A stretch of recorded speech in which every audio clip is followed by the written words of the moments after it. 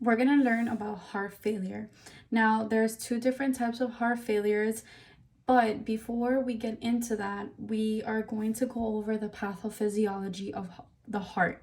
I think this is really important for you guys to know before understanding what heart failure is, because you need to basically know how the heart works in order to understand when there is heart failure, why it's not working.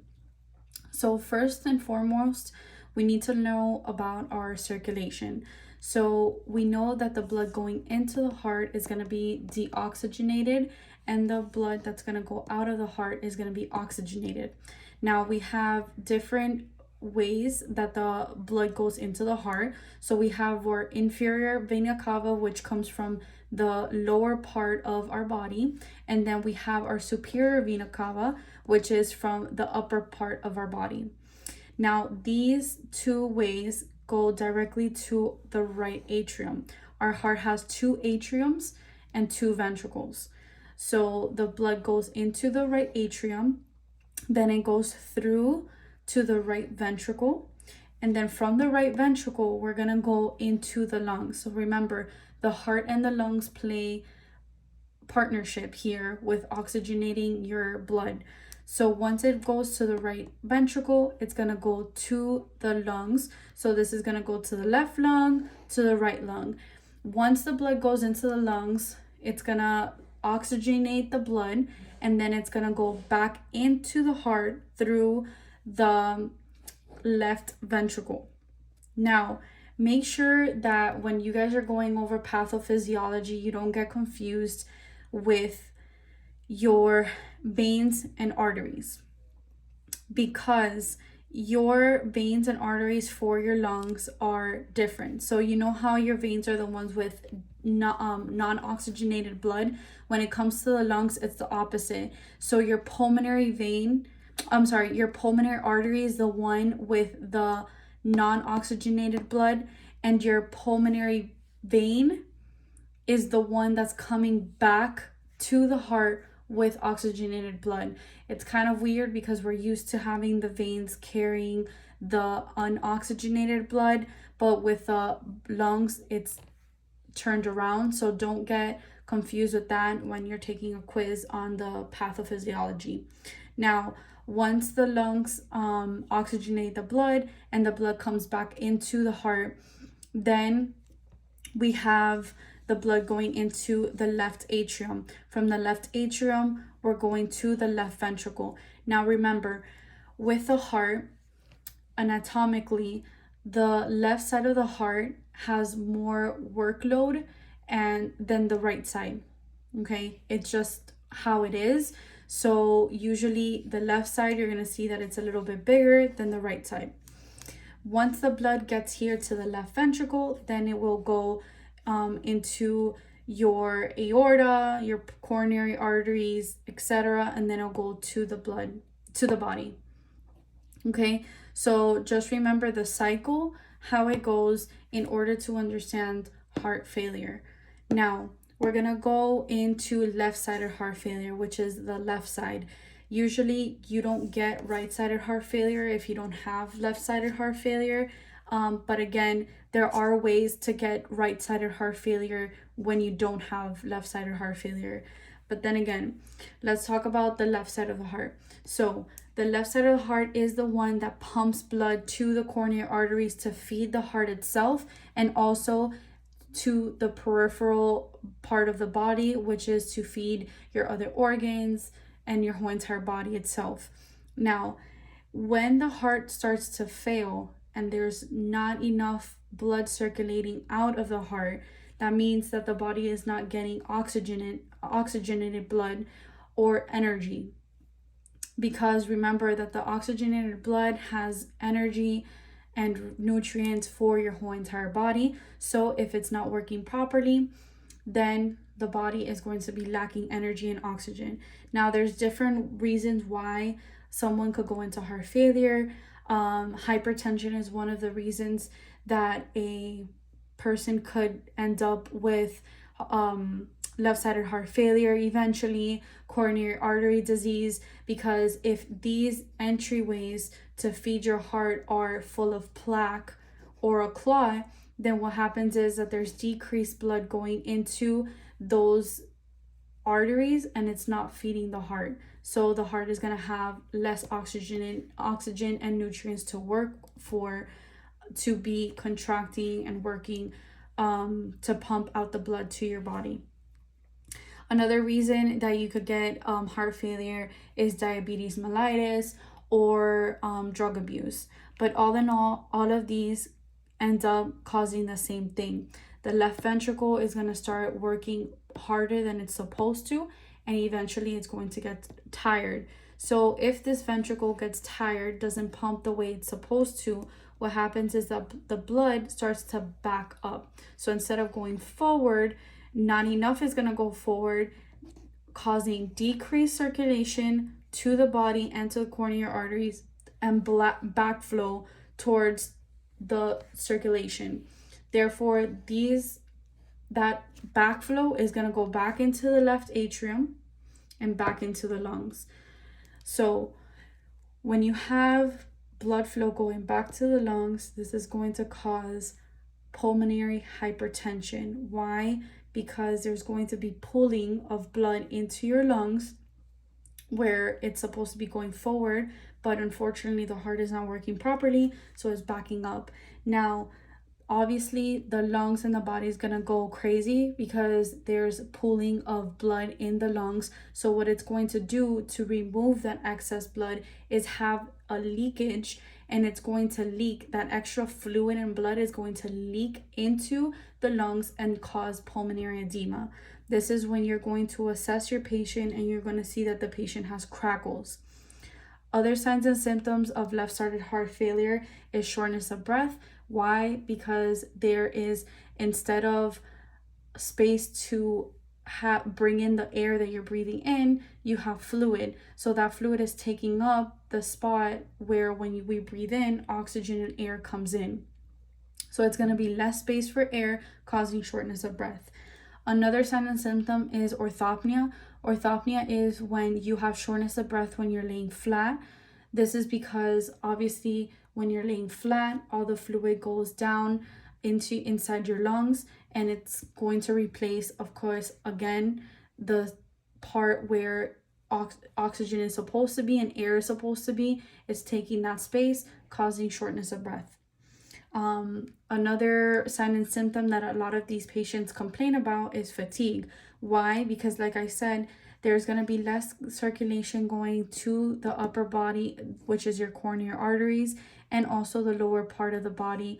And what happens is that lack of blood is going to have lack of nutrients, lack of energy, and lack of oxygen. So of course, the body is going to feel distressed and tired because it's not getting what it's supposed to be needing. And then another sign and symptom that I wanted to speak about was pale, that you're going to see the patient pale or with cyanosis. Cyanosis is a blue tinting of the skin. That means that there's no oxygen there. Paleness is going to be because of low circulation, because remember, your blood has like this red pink tone, which gives you the pink tone in your skin. So if you have low circulation, you're going to of course have pale skin, cyanosis, because of no oxygen in that specific part of your body. Now, if we have left-sided heart failure again, and we're getting backflow of the lungs, now your right atrium is trying to pump blood, right, towards your lungs. You're having pulmonary hypertension, which is causing the right ventricle now to work harder than it already does. And like I said before, our anatomy is created where our right ventricle doesn't work as hard as the left ventricle. So now it's working even harder than it's supposed to do. And eventually that part of the heart is going to get weakened, causing backflow to the right atrium, and now that backflow is going to go back to the body. This is where we're going to see JVD distension, we're going to see hepatic congestion, ascites, which is fluid overload in your abdomen or fluid retention, peripheral edema, especially in the lower extremities, and pooling of that fluid. So this is basically a backflow of everything. If you think about it, you could kind of think about when you're on the turnpike and there's a accident. Let's say that the accident is, I don't know, in the left atrium. What happens is that if there's an accident there, the cars are going to be starting to pile up, and it's going to go backwards, right? So it's going to go back. So it's going to go towards the body again. Now, we're talking about the heart and the lungs. Yes, they're getting affected, but unfortunately, heart failure also affects the kidneys. Now, the kidneys are basically your filter in your body, but they also monitor and maintain your fluid level in your body. So, your kidneys are going to obviously get less blood flow because the heart is not pumping enough blood. When it comes to left-sided or right-sided heart failure, the heart is not pumping enough blood to go to the brain, to the kidneys, to the liver, etc. So the kidneys are going to see and say, oh, I'm getting less blood flow. That means that maybe the body is dehydrated, because what happens with the kidneys is if they receive too much blood flow, they know that you are having too much fluid in your body, so they'll excrete fluid to, control your heart, your blood, your fluid level in your body. And then if they get less blood flow, then it's a ding to them, like, oh, there's not enough fluid, we're going to retain fluid. So unfortunately, the kidneys kind of backfire on you and try to kill you in this sense, because when we have heart failure, they're not getting enough blood flow, although we're retaining fluids in the lungs and in the body. But since the kidneys are getting low blood flow, what happens is that they get triggered. They think that your body is dehydrated, and they activated ROS. ROS is the renin-angiotensin-aldosterone system. So with this system, when it's activated, the kidneys, what they do is that they activate the system and they retain fluid. When you're retaining fluid, then your blood pressure goes high. But in this case, your blood pressure is already high, you're already retaining fluids, but your kidneys don't know this because they're not getting enough circulation. So in the sense, when you have heart failure, your kidneys are trying to kill you without them even knowing, which is crazy, but it's how it works, unfortunately. Now, there's a lot of treatments for heart failure. The best thing to do is treat heart failure as soon as possible, to prevent all of this from happening, and then the kidneys from trying to kill you as well.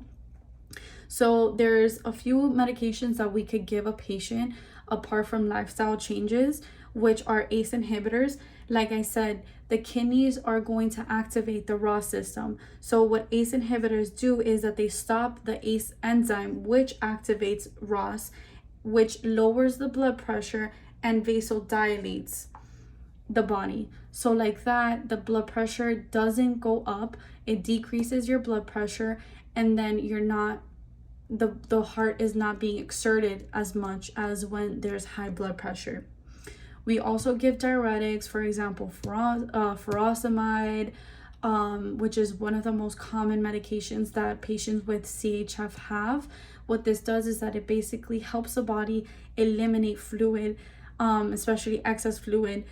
So you'll see that the retaining fluid is going to be excreted in the urine, and they're going to be urinating a lot more than usual when they're on these medications. Another medication that you could give is beta blockers. Beta blockers will act on the heart rate. So something that I didn't mention as a sign and symptom is tachycardia. So what happens with the heart is that the body is noticing that it's not getting enough blood flow like it used to. Although the heart is trying its best, the body is like, I'm not getting oxygen, I'm not getting nutrients.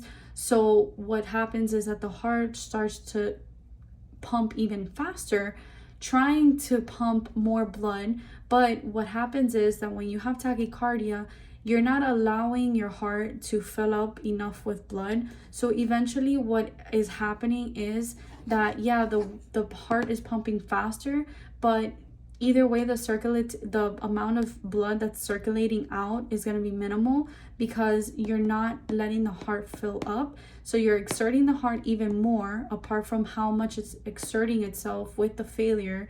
So it's just basically killing the heart even more. So what beta blockers do is prevent tachycardia and prevent the heart from exerting even more. The last medication that we could give a patient, or one of the last medications that I wanted to go over with, because I know there's a lot of medications, but one of the other medications that I wanted to make note of for you guys to know is inotropes. One of the common inotropes that you guys may know is digoxin. So what inotropes do is that it helps with contractility. So remember, with heart failure, the heart is basically failing, getting weaker, and the contractions are less. So what digoxin does is that it basically helps the heart contract more than it already does, helping more blood going out of the heart.